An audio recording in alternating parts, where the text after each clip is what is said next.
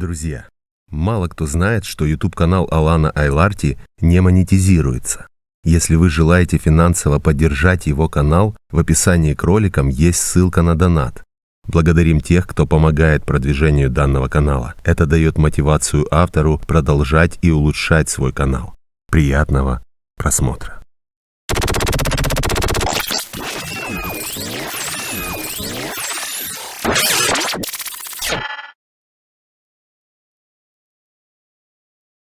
Самое интересное начинается тогда, когда берутся доказывать право данной национальности на чужие территории, якобы принадлежащие ей когда-то в прошлом.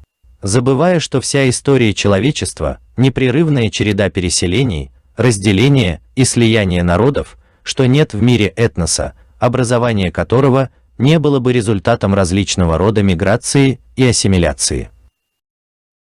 Так уж сложилось, что на всем постсоветском пространстве, что обычный рядовой гражданин, что гражданин, имеющий статус чуть повыше, имеют одну общую особенность. Оба они заняты повседневными делами, равнодушным к тяжелым, но правдивым страницам истории. Они предпочитают питаться мифами, подбрасываемыми группой невежественных сочинителей.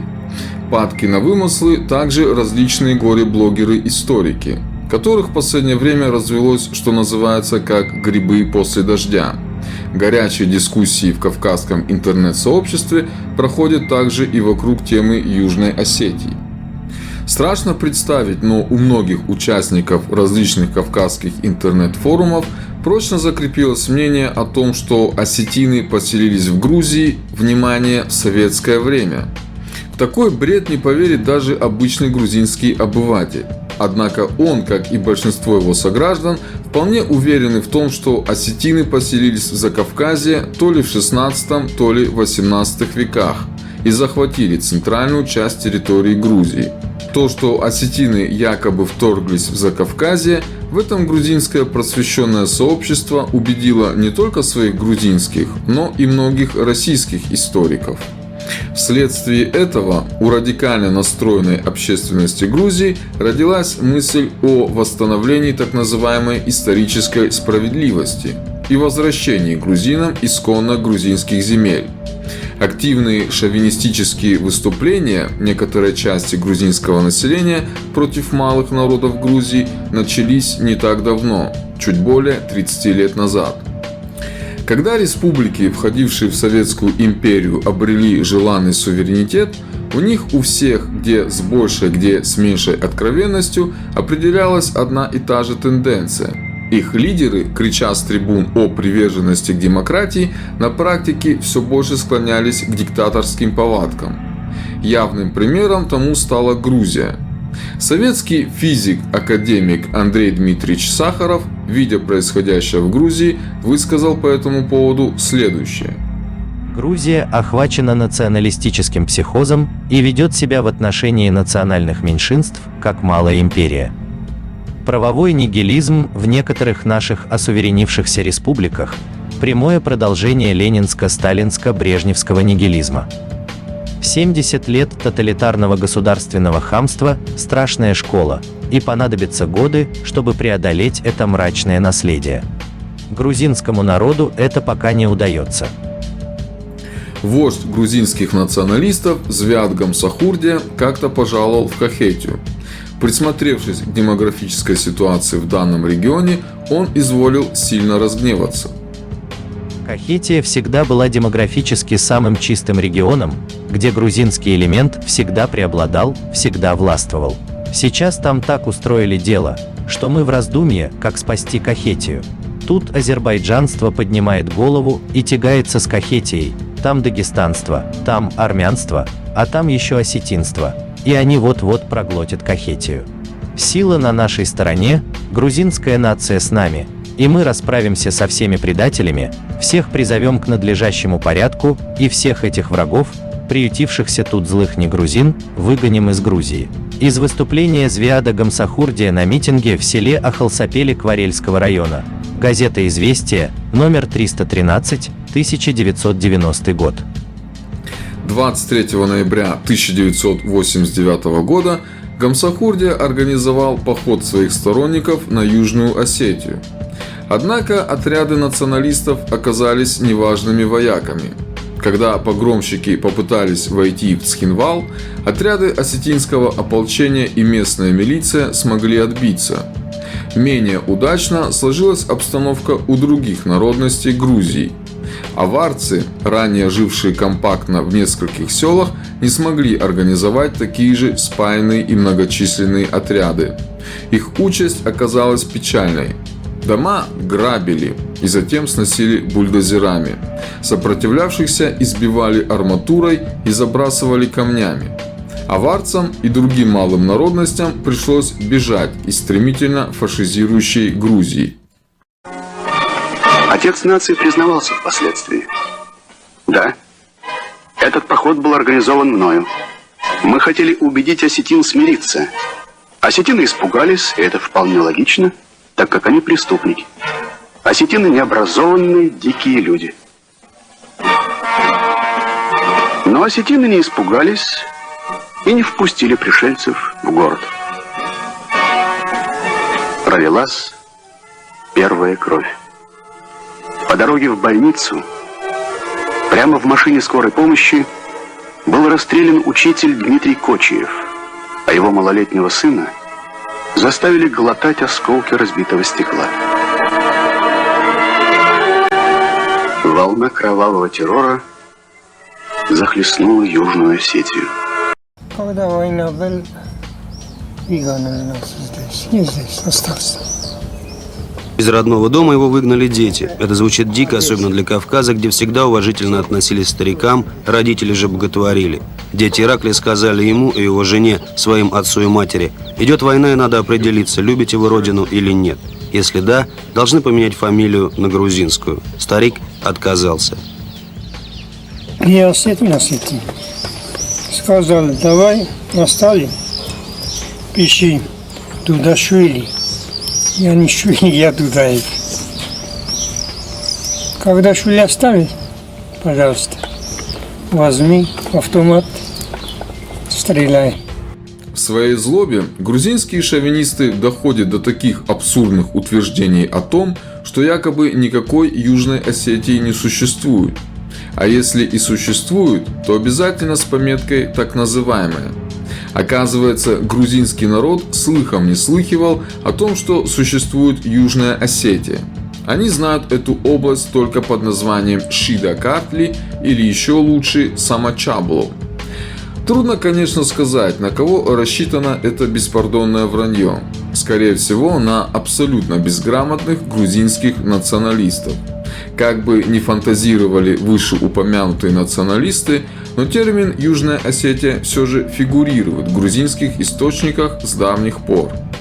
Если взять авторитетный толковый словарь грузинского языка под редакцией Арнольда Степановича Чикобава, то в 6-м томе на странице 738 мы находим такое словосочетание, как «Самхрет Осетий», то есть в переводе с грузинского «Южная Осетия». Оказывается, выражение «Самхрет Осетий» в грузинском языке существует.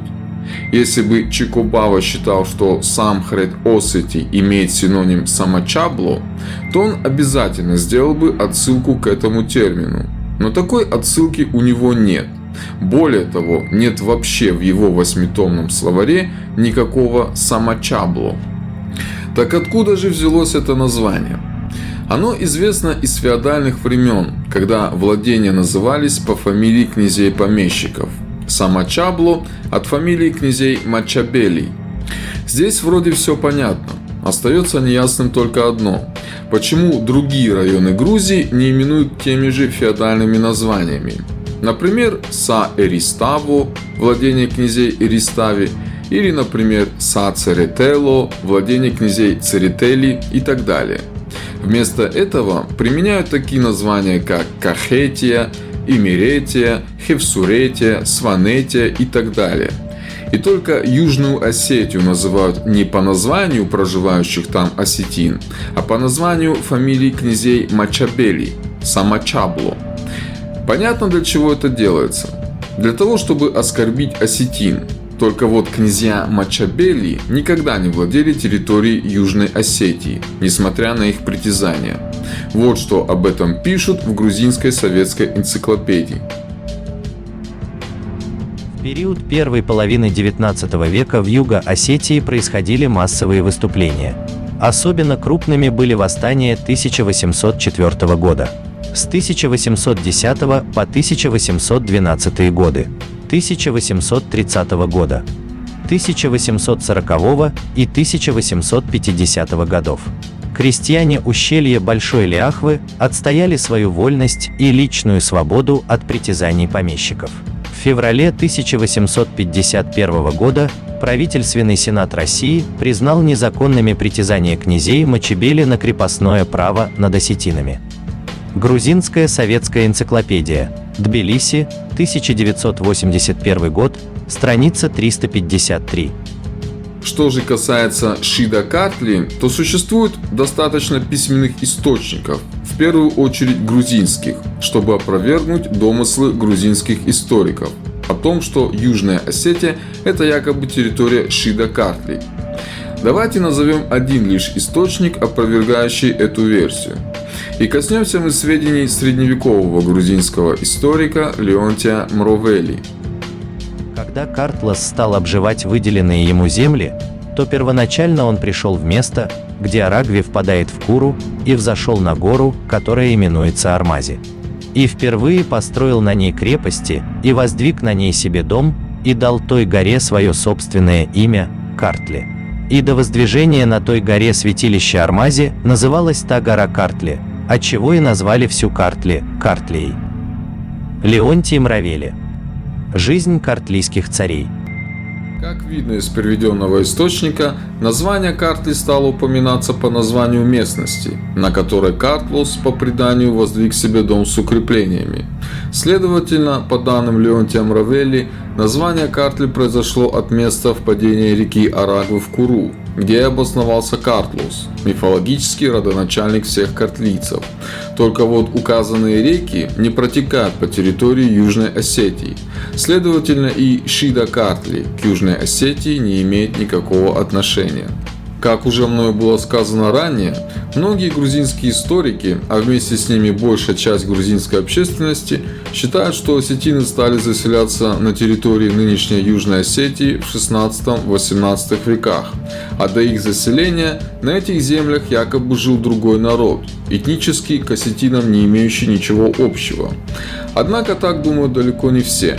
Например, советский и российский ученый, языковед профессор Василий Иванович Абаев высказал по этому поводу следующую мысль. Алания в X веке приняла христианство. Она поддерживала тесные связи с Византией, Хазарией, Русью, Грузией. Эти связи нередко закреплялись династическими браками.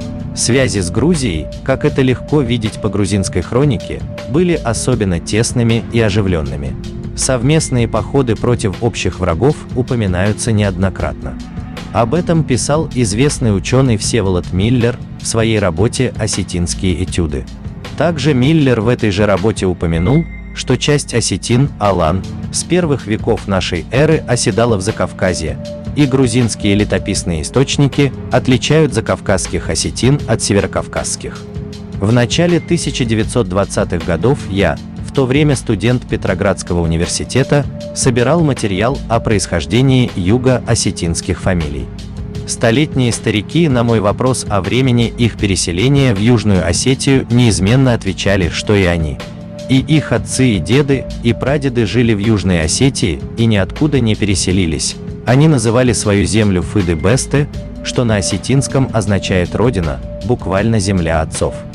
Фамильные имена в Северной и Южной Осетии почти сплошь разные. Три наиболее распространенные фамилии – Гаглоевы, Цхавребовы, Санакоевы – являются чисто юго-осетинскими. На севере у них нет родичей. Тоже можно сказать о большинстве других менее распространенных фамилий.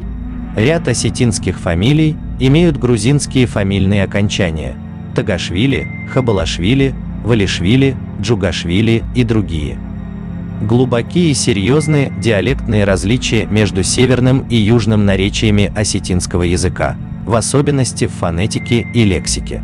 В языке южных осетин сотни заимствований из грузинского языка, совершенно чуждых северо-осетинским говорам. Для того, чтобы сформировались такие различия, требуется много столетий. В свете всего сказанного, утверждение, что осетины появились на юге Кавказского хребта только в XVIII, XIX или даже в XX веке, лишено всякого научного основания и представляет заведомую ложь, рассчитанную на людей, совершенно безграмотных в вопросах истории Грузии и Осетии. Возвращаясь к названию Самачаблу, уместно отметить, что названия были разные. Было, например, и такое название – Вилаети Гюрджистан, что с турецкого языка переводится как «провинция Грузия». Так называлась Грузия, когда она была под турецким владычеством. Это владычество было настолько прочным и основательным, что турки даже создали для нее особый кодекс – Канунаши Гюрджистан – книга законов провинции Грузия. Если осетины в спорах с грузинскими националистами также включат словосочетание «Вилаети Гюрджистан», то можно в конце концов прийти к соглашению. Грузины будут называть Южную Осетию Самачаблу, а осетины Грузию турецкий Вилает. Разница здесь только в том, что турки все же владели Грузией, а князья Мачабели Южной Осетии овладеть так и не смогли. По ирано-турецкому договору 1590 года Самтхиса-Табага, как и весь Южный Кавказ, перешло к Турции. Южная Грузия надолго вошла в состав Турции. Османы произвели перепись Самтхиса-Табага, переименованный в Гурджистанский вилает. В 1595 году Гурджистанский вилает был разделен на 8 административных единиц, в которые входило 1160 деревень. В Самтхе была введена турецкая система землевладения. Землей могли владеть только принявшие мусульманство и состоявшие на службе у султана грузинские феодалы, перед которыми стоял выбор – либо мусульманство и сохранение владений, либо лишение владений. Началось преследование христиан, уничтожение христианских церквей и монастырей и строительство мечетей. Местное население было обложено тяжелыми налогами. Крестьяне в массовом порядке покидали деревни. Полностью опустело около 300 деревень. На опустевшие территории турки стали переселять чужеземцев. Мераб Вачнадзе, Вахтанг Гурули, Михаил Бахтадзе. История Грузии с древнейших времен до наших дней. Сказать, что положение грузин до 19 века было весьма незавидным, значит не сказать ничего. До начала 19 века грузины и мечтать не могли о своей государственности и о тех границах, которые имеет Грузия на сегодняшний день. Территориями, где проживали грузины, были Имеретия, которая входила в состав Османской империи, и Картлика-Хетия, входившая в состав Персии. Грузинский народ, а вместе с ним и политическая знать Картлика-Хетии и Имеретии, уставшая от постоянных притеснений со стороны деспотичных восточных правителей, в решении своих проблем видели только одного спасителя – Россию. Чтобы представить положение, в котором находились грузины, достаточно напомнить о следующих трагических для грузинского народа событиях. В 1795 году персидский шах Ага Мухаммед хан, недовольный тем, что Ираклий II не явился на его коронацию и тем самым выразил свою независимость, подвел войска к Тбилиси. Дело в том, что Ираклий II в то время вел активно переговоры с Екатериной II о вступлении Картлика-Хетии в состав России, поэтому он допускал себе такие вольности по отношению к персидскому шаху. Сюда, в Тбилиси, раньше он назывался Тифлис, шахские войска пригоняли мирное население, которое специальные отряды подвергали геноциду. Так, за несколько дней было уничтожено более 80 тысяч грузин. В Тбилиси к мосту через реку Кура согнали более 3000 мужчин. Обнажив их, шах приказал каждому подойти к христианским святыням и осквернить их.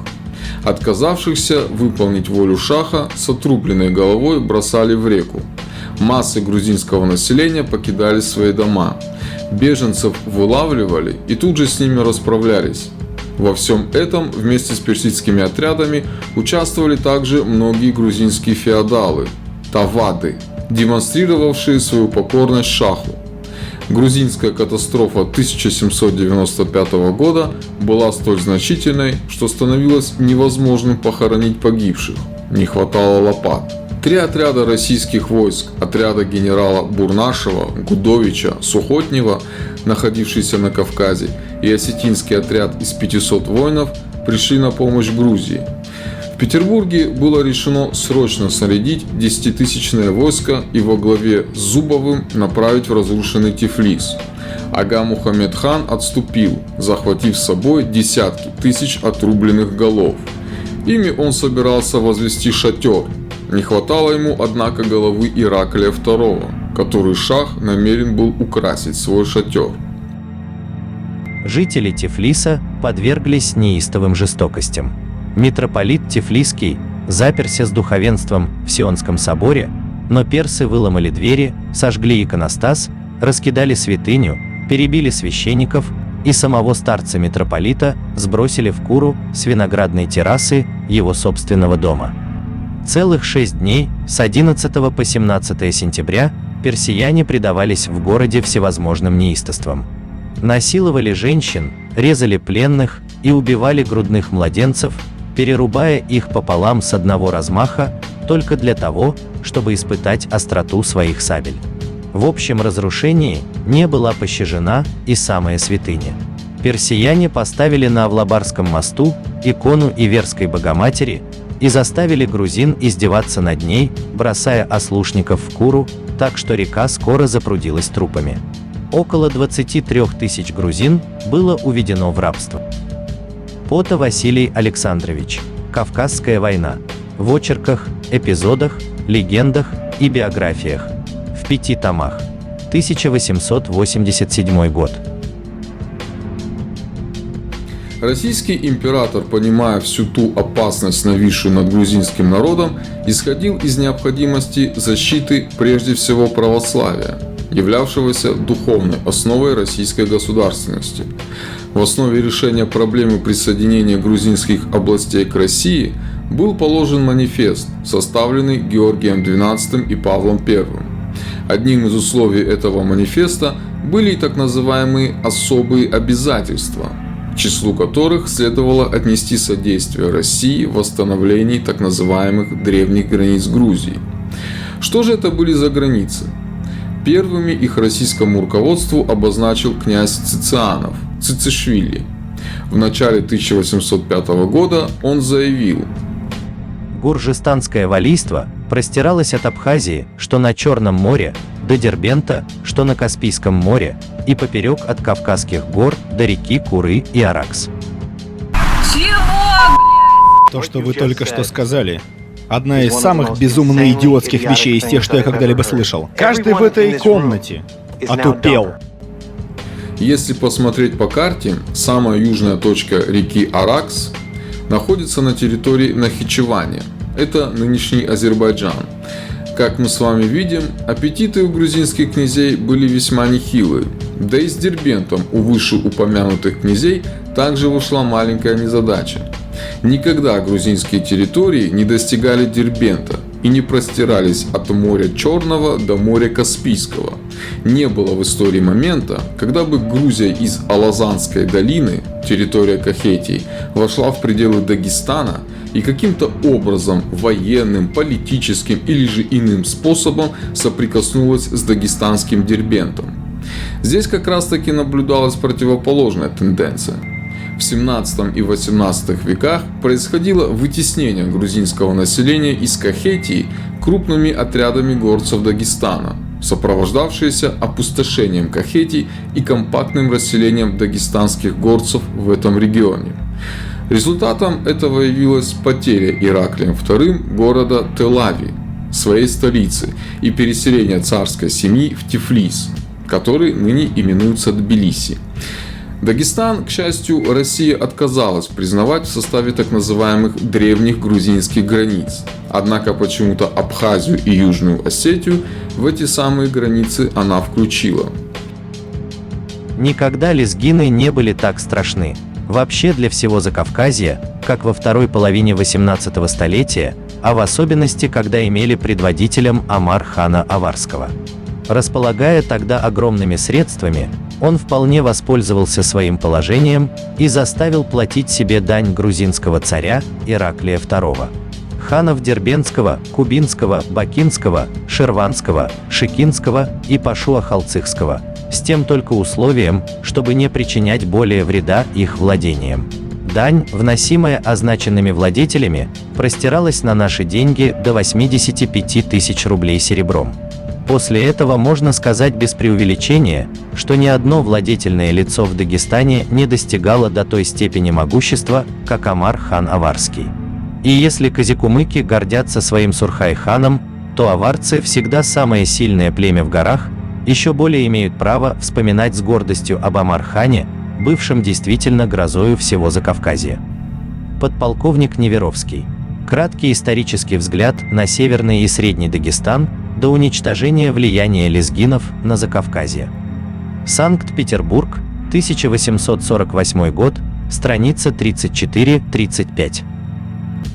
Естественно, обеими сторонами, как российской, так и грузинской, условием о восстановлении так называемых древних грузинских границ, записанном в проекте манифеста, понималось предоставление России права на объединение, в том числе и военным путем, всех бывших картвельских земель, а также тех земель, которые являлись весьма спорными, коей была в том числе и Южная Осетия.